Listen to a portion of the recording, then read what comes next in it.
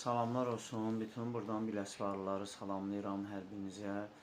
Gözəl günlər arzu edirəm və mən Vasif Şahbazovdan sizlər üçün yazdığım sözləri Fuad Biləsvarlıya aid, musiqisi mənə aid.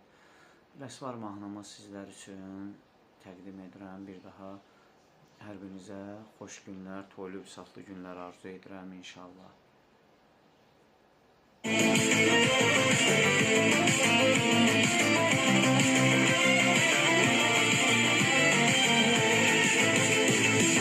Mübarizler torbalı, dostlar açır kucağı, dayanırsın ocağı,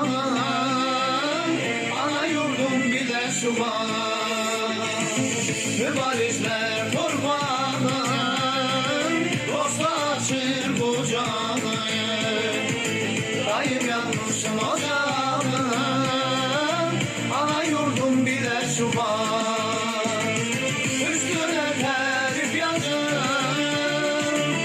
Sen baharım, sen yazım, sana kurban benim canım, ana yurdum bile su var.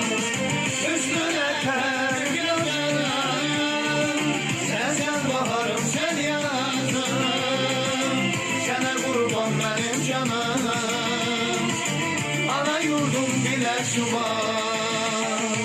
Bile su var, bile su var, ana yurdum bile su var.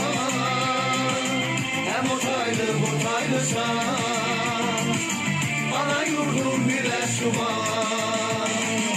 Bile su var, bile su var, ana yurdum bile su var. Hem o taylı bu taylısan, ana yurdum bile su var.